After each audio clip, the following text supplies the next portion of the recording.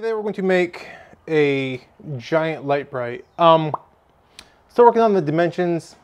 I think it should be wider than it is long, but I don't know. It's all based on space available and what the wife wants and how much room we have in our house. So lots of factors go into it, but we're gonna get this cut down. Don't know any measurements yet, but I'll figure it out as I go. So right now it's 6 feet wide by 3 feet tall. It's gonna be about this feet deep because I want to have about a ½ inch of peg left over once it's all put together, so my kid can grab it with his fingers. He's only about 20 months, so I want a little bit more room for that. And yeah, I'm gonna do about a 3-inch border all on the outside, so I'll bring in a couple baskets on either side to hold all the pegs. Have it about 4 inches deep, I'm guessing, once you put in the LED lights and the acrylic in the back. Then paint it and all this fun stuff. So let's get to it, and then first things first, we have to cut this down to our final dimension. 6 on that side. 66.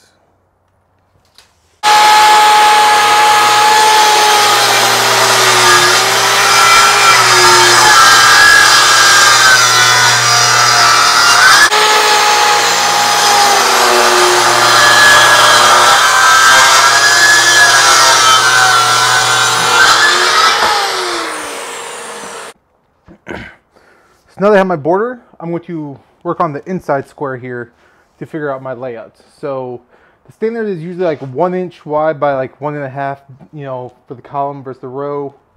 I don't think I want to do that. I think I want to do 1 by 1. Yeah, so that's what we're gonna do. All right, all my lines are drawn. So now I just have about 3 hours of cutting all these because that's a lot of dang holes, but you know what? It'll be good in the end.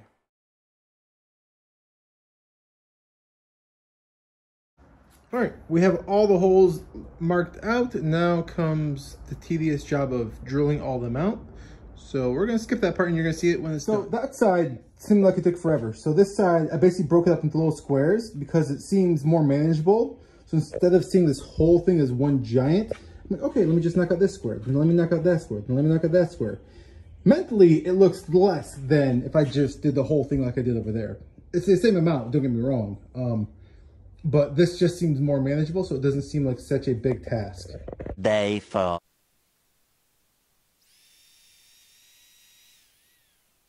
So perks of working with plywood. Sometimes it looks like this. Sometimes it looks like that. So yeah, but that's why we have that. That's where we're at. All the holes are standing on both sides and they have their round over put on both sides. So next, a bunch of this old tongue and groove. I'm gonna rip off the tongue, rip off the groove, rip it down to about 3-inch sections. Then we're gonna build a border around the inside of the front face. Glue and tack that into place, let that dry.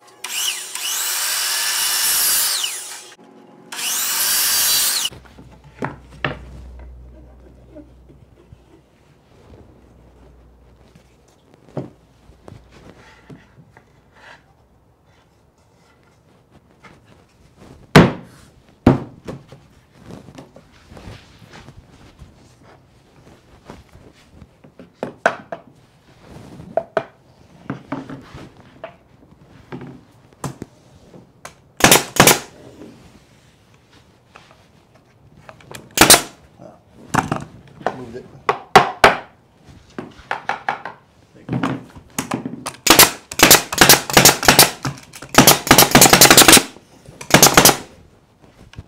I like nails.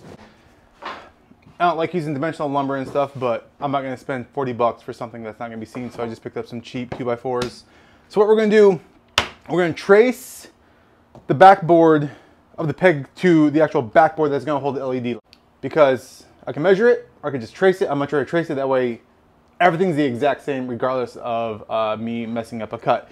Then we're going to measure like we did for the other piece, inside, you know, rails, styles, whatever you want to call them.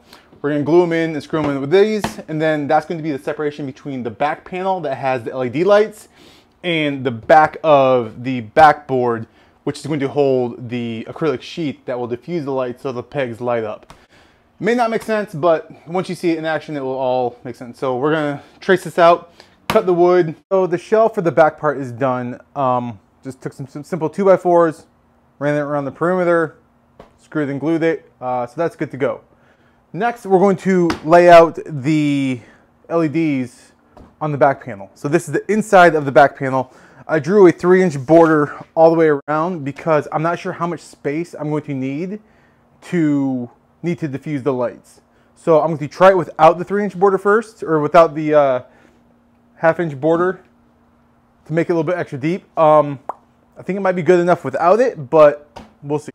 We are pretty much done with everything right now. Next, we're going to sand this to 150 grit on one side. I am going to leave the little sheet on the other side to help diffuse the LED lights. But yeah, so the next thing we have to do is paint. And it's hot, as you can tell, but it's not too hot for AC yet. So when we are on shirt 5, then it's AC time.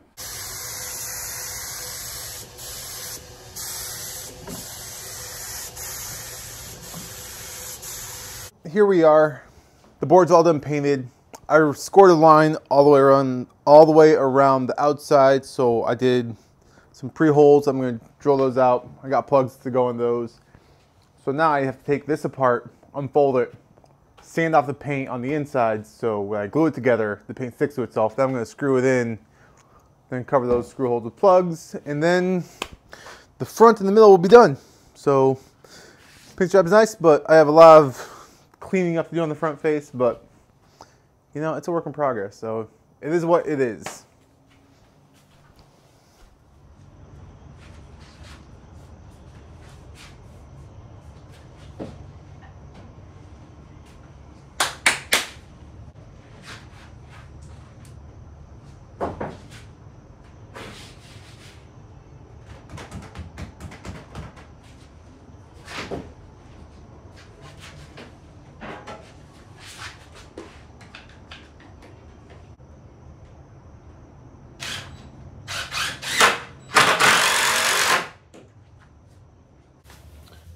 Plugging up all my holes. All I have to do now is wait for it to dry, then I will sand it flush. Then put some finish on it, and I'm filling all these little holes right here, some wood putty, and then spray it again. Nice and flush, so when I put my top coat and my paint tomorrow, it will all blend in and you won't even see these. I'm gonna sand all those down, so it's gonna look good. But yeah, slowly getting there. Next, I am putting glue on the outside casing, and I am being sure to only put glue on 2/3 of the board because I want to be able to remove the back panel in case the LED lights go out or I need to fix something in the end. Also, the acrylic is not fully installed yet, so the back panel has to come out so I can install it. Okay, so here we are right now. The outside border is on. We still have to go around and fill all the screw holes with wood putty, and we have to go and clean all of the glue squeeze out on the sides. And then we're gonna put the decorative top and bottom pieces on. Then we're gonna get those all prepped and ready to go. Then we're gonna paint the whole thing a second time. For the last minute detail stuff, on the sides here, I wanted to do baskets. I'm not gonna do baskets. Well, I am, but I'm not. I'm gonna do French cleats. That way the baskets can come on and off. That way when they're not in use and I want it to be clean looking, I could just take them off and just have little strips right here. Because I don't want to attach another thing to this permanently that will then make it stick out another 6 to 8 inches on either side, because if I use 3/4 inch plywood, that's 3 inches minimum right there that's gonna be sticking out, plus whatever slop I have inside the drawer face and inside the basket interior dimensions. So that's the plan. We're gonna do all that after this is all prepped.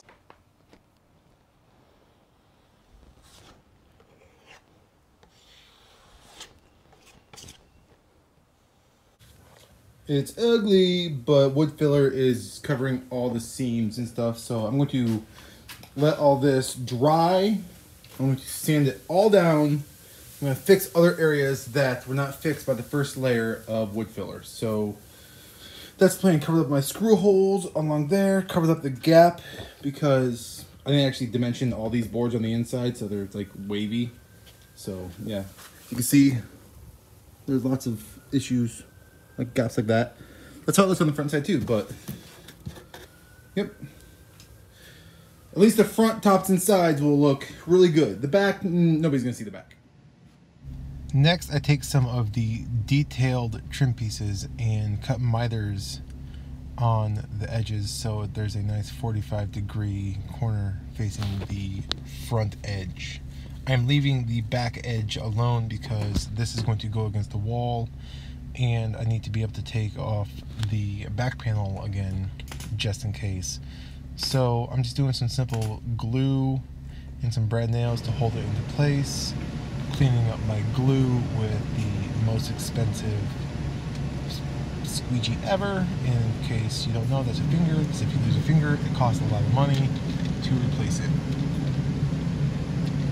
Doing all four corners, keeping it nice and simple. I will then fill in the glue squeeze out with sawdust and sand that up so it's nice and flush. And I will also fill in the nail holes with some putty and get that all nice and clean, as well as the gaps in the miters because they're not perfect, but it's just supposed to be good for that part.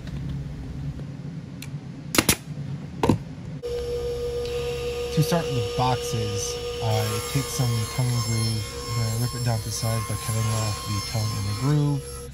Then I set up a stop block on the chop saw, and I cut them to about rough length. I want them just oversized.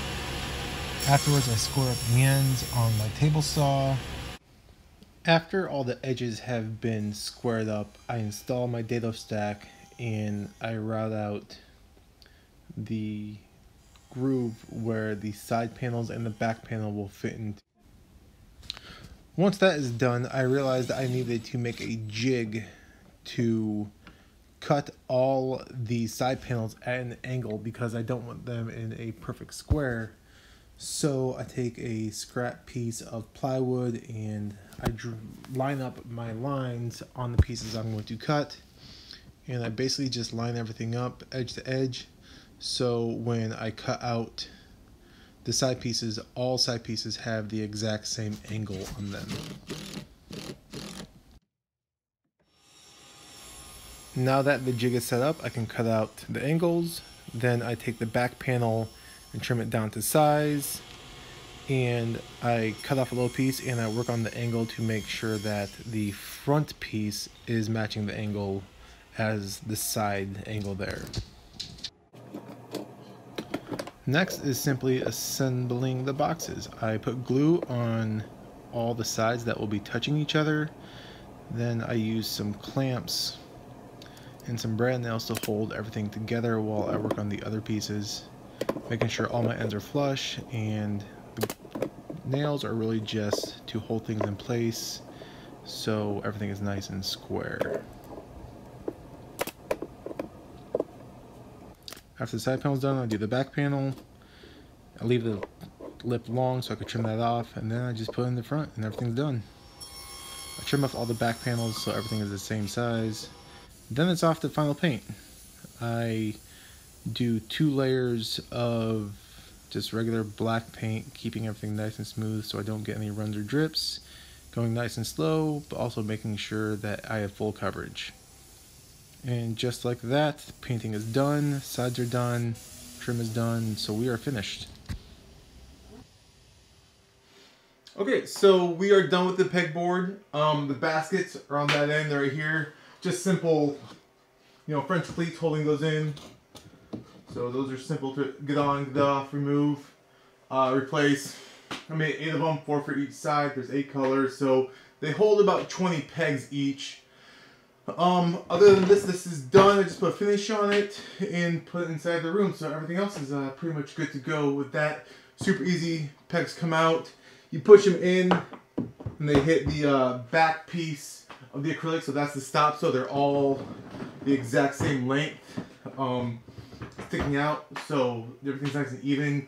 Plus, the nice thing about the way I did it is if you pull them out slightly, you actually dim some of the lights because now the light's not touching it so much. So as you pull them out, you actually get different shades of that same color. So if you're good at shading or drawing or designing, which I'm not, you can do that. Or you can push them all in to be all the way bright. So that's the pegboard. Again, it's about 6 feet by about 3 feet tall. Super simple. Just very tedious with all the holes and just lots of over and over and over. So if you want to do it, I recommend you buy a CNC, because if I made another one, I would buy a CNC for it, because I would not do this again by hand. So hope you enjoyed the video. Thank you for watching, and catch you later.